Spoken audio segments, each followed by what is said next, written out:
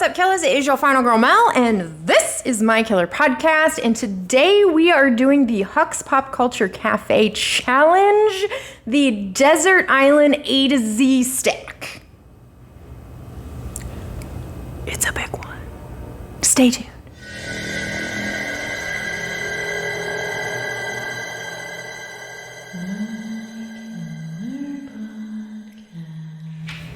What's up, everybody? Thank you so much for joining me today. If you are new here, I am not only on YouTube, I am also on Instagram, Letterboxd, TikTok, Patreon, and I have a Discord group called The Movie Room. You can find all of those links in the description box below. Please, I implore you to join me on all of my socials. Kill that like button, subscribe button, and bell for future content if you enjoy what you see today. Huck's Pop Culture Cafe threw out a challenge to everybody to do a Desert Island A to Z stack. I felt like I missed the boat on that one, but I've been hearing from a lot of you telling me you want to see what my stack is. So I apologize to everybody for this video being super late. I apologize to you, Huck, for not jumping on the bandwagon sooner, but better late than never. Let's get into it. I believe the rules are you need to pick one movie for every letter of the alphabet, including one number of the movies that you cannot live without if you were stuck on a desert island. I also understand that there are cheats you can do with box sets and whatnots, but I did not cheat, so I don't have any of that in this particular stack. I will tell you that a good majority of these movies are my comfort movies, the movies I watch over and over and over again, because that is what I would want to watch if I were stuck on a desert island for all of eternity, I guess, are my comfort movies that I am okay with watching over and over and over again. Because let's be honest, if you only have one stack of movies to watch, it's got to be movies that are not one and doneers, right? However, I was hindered by a couple of the letters. I did not have a ton of movies in, let's say, specifically X and Q. There are just not a lot of X and Q titled movies out there, so those aren't necessarily my comfort movies, but I will explain those when I get to them. All right, without any further ado, let's get into this stack of movies. All right, starting off with my number, I did grab 40 Days and 40 Nights, starring Josh Hartnett. This is a movie I used to watch all the time when I was younger. Admittedly, I don't watch it a whole lot now, but it is a movie that I am okay with watching, like I said, over and over and over again. It is a comfort movie of sorts. I do appreciate it greatly, so that would be in my bag. Next up, with a little horror, and I can't live without this steelbook, American Psycho starring Christian Bale. This is just a classic, one of the better movies ever made or remade, however you want to see it. Christian Bale's performance in this movie cannot be beat. Then, of course, you guys know, and I'm probably sure you're getting tired of hearing me talk about it, but I cannot be on a desert island without The Burbs. It's my favorite movie of all time, and that's all I'm going to say about that. This movie should be on everyone's list. Just saying. Next up, we have The Crow. This is just an amazing movie starring Brendan Lee. I can't believe it wouldn't be on everybody's list as well. It is highly rewatchable and very entertaining. Then for D, we have Death Becomes Her. Admittedly, this was more... There's all the goddamn brownies. Admittedly, this is more of a movie that I watched in my childhood, but it is highly entertaining, and it has Bruce Willis in it, and Meryl Streep, and Goldie Hawn. So just to have those three actors on that desert island with me would bring me all the comfort in the world. For the letter E, I have Empire Records. Who wouldn't want to watch this movie all the time? It is hilarious and heartfelt and just a fucking classic, man. Plus, the soundtrack is all time. All time. F, I have The Fifth Element, another Bruce Willis goodie, also starring Mila Jovovich, but it is a classic as well, and it's a nice little sci-fi to have in the stack. For G, I have Girlfriend from Hell. This is cheesy B-horror goodness. Also has one of the best slipcovers I've seen in a long time from Vinegar Syndrome.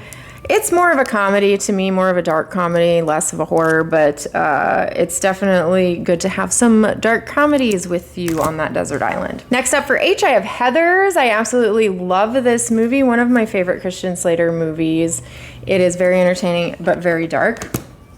For I picked In Dreams. I don't know if anybody has seen this one. I have been championing this movie a little bit lately because nobody really talks about it a whole lot. It has Robert Downey Jr. in it in one of his darker roles. I used to really like this movie, but now it's a little hard of a watch for me just because of the story elements of it, but the performances are all time in this movie and it is beautiful. The cinematography in this movie is beautiful. I highly recommend checking this one out. J, of course, you guys have heard me talk about Jack's Back. This is a wonderful little James Spader ditty. It is a whodunit serial killer movie, slasher movie. It has a play on Jack the Ripper. Definitely check this one out if you haven't seen it, but it is coming with me. And of course, for K, Killer Clowns from Outer Space, you guys know how I feel about this one. You can't be without the clowns. Hopefully we get that 4K soon. Also, not a surprise, The Lost Boys, one of my favorite vampire movies of all time. I cannot be going anywhere without this guy. And we are also, segue, doing a Rad Pack episode on The Lost Boys vs. Fright Night coming soon, I believe October 7th. So stay tuned for that. It is going to be a hell of a good time. For M, I picked The Mothman Prophecies, merely because this one is highly rewatchable for me. It is creepy. It is paranormal-esque. Richard Gere does an amazing job in this movie, and it's also based on true events, which I find incredibly interesting. N is for Natural Born Killers. Of course, I had to have a Woody Harrelson movie on my desert island, and this is my favorite Woody Harrelson movie of all time. It also has Juliette Lewis in it, who I love dearly as well. This movie gets a little out there and it's not going to be for everyone, but it is definitely for me. Oh, I went overboard. Just not because I didn't have very many O's, because, I mean, to be honest, I didn't. But Overboard is a classic and it's a fun romantic comedy, and we got to have one of those on the island. And Kurt Russell and Goldie Hawn are all time. P, I have another Christian Slater movie. You guys have heard me talk about Pump Up the Volume. This is a very inspiring movie for me personally, and it is very rewatchable. I watch this movie all the time. I think I've even watched it a couple times this year already. So this one comes to the island, and if you haven't seen it, please check it out. Q was a hard letter for me because I literally only have 2 Q movies and they're both Quiet Place. So I picked Quiet Place 2 just because I liked it better than the first one. So that is Q. R is Return of the Living Dead. I absolutely love my cheesy B horror movies, and it doesn't get any cheesier and any more B than this. So it's in the bag. For S was actually really hard because I have a ton of S movies. I'm sure everybody has a ton of S movies. So it really just came down to, for me, not necessarily what my favorite movie is, but what movie I can watch over and over and over again. Because like I said, if you're going to be on a desert island and this is your stack of movies, you got to be okay with watching them over and over and over again. And when it came down to it, the S movie that I have watched the most in my life and will continue to watch again and again is Scream. It's Scream, right? It's Scream. So that is what I picked for S. T, I picked To Won Foo because this is also a comedy, lighthearted film, and it has some of my favorite actors, Wesley Snipes, Patrick Swayze, and John Leguizamo in it. So yes, To Won Foo. For U is also another one of those letters. I had very few options, but I feel like the option that I had was one of the better ones, and that is The Unbearable Weight of Massive Talent with Nicolas Cage. It is a very funny movie. I enjoyed it greatly. It also has Pedro Pascal in it, who stole the movie for me. I absolutely love him. So that is coming with me. V, I have Valley Girl. This is also a Nicolas Cage movie. I saw this movie for the first time this year. This is one of those blind buys that ended up being a hidden gem for me. So if you have not checked this one out, this is for everyone. It is a romantic comedy of sorts, but it is a very good movie, so I highly recommend checking it out. Plus, the slipcover is to die for. stack is getting a bit high over here.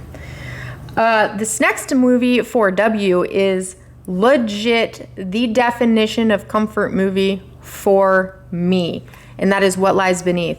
I watch this movie all the time. It is a slow burn paranormal movie starring Michelle Pfeiffer and Harrison Ford. Michelle Pfeiffer is one of my ride or dies. I absolutely love her, and she is gorgeous. But for some reason, the slow burn and almost quiet nature of this movie I find very comforting. This is one of those that I will throw on in the background when I am folding laundry, when I am reading a book, when I am cleaning, when I am doing anything. This movie is constantly on.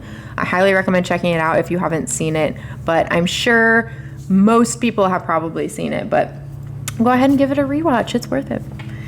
X was another hard one. I literally had like 3 X movies, and so I just picked X. I'm not gonna lie, this is not one of my favorite movies, but since I've only seen it once, I can see myself rewatching it a couple more times, I guess. I am looking forward to Pearl and Maxine, which are coming out soon. I'll see if that changes my mind in the series of these movies at all, but we'll see.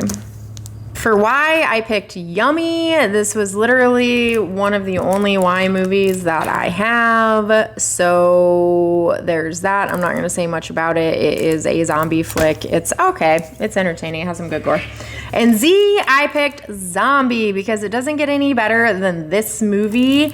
It's a good story, good transfer, all the things, so why not? All right, guys, that is my Desert Island A to Z. Thank you, Huck's Pop Culture, for challenging everyone with this one. It was super fun to pick these movies out. If you agree or disagree with any of my choices, hit me in the comments below and let me know what were your A to Z picks. But thank you so much for hanging out with me today. If you'd like to help support me and my channel, go ahead and hit that like button, hit that subscribe button, and kill that bell for your girl and share me with your friends. If you'd like to further help support me and my channel, log on over to my Patreon and see what's crapping over there. It just helps keep my dream alive, yourselves entertained, and these beautiful lights on in this beautiful building, which is exactly where I'm trying to get out of. A little background information is I do this out in the garage and I want to get out of here. The sound is terrible.